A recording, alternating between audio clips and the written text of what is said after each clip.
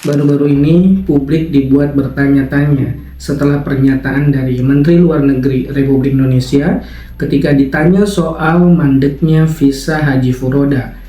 Jawaban beliau adalah, Itu ditanyakan ke pemerintah Saudi yang ngeluarin visanya.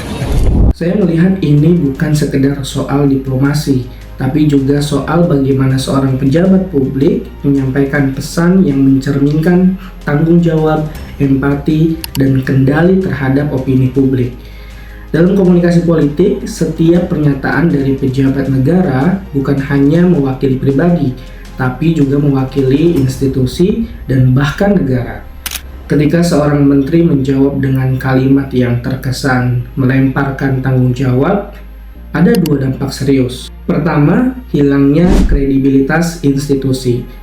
Rakyat melihat bahwa negara seolah-olah tidak memiliki kontrol atau bahkan pemahaman terhadap proses yang seharusnya bisa dikelola melalui kanal diplomatik.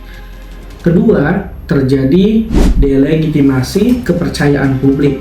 Di saat umat menanti kejelasan dan merasa dirugikan, pernyataan yang defensif dan menghindar justru memperkeruh suasana. Padahal publik berharap empati, kepemimpinan, dan juga solusi dari Menteri Luar Negeri.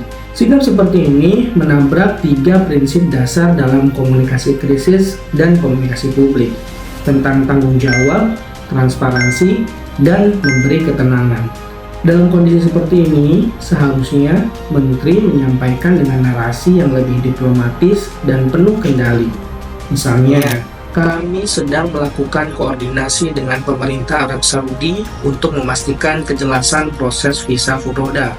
Pemerintah Indonesia memahami kekhawatiran masyarakat dan kami akan mengawal proses ini sebaik mungkin.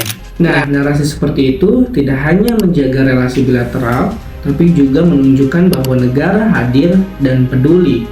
Inilah yang disebut dengan public reassurance. Saya menyarankan agar ke depan para pejabat publik, terutama di level strategis, mendapatkan pendampingan dalam aspek strategi komunikasi politik dan krisis. Karena ucapan mereka bukan sekedar jawaban, tapi bisa menjadi barometer stabilitas persepsi publik. Komunikasi politik bukan hanya soal bicara, tapi soal mengelola persepsi dan menyalurkan harapan kepada publik secara bertanggung jawab.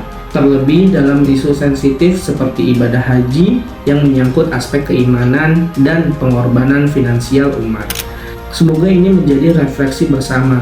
Kita butuh pemimpin yang tidak hanya cerdas dalam diplomasi, tapi juga peka dalam komunikasi.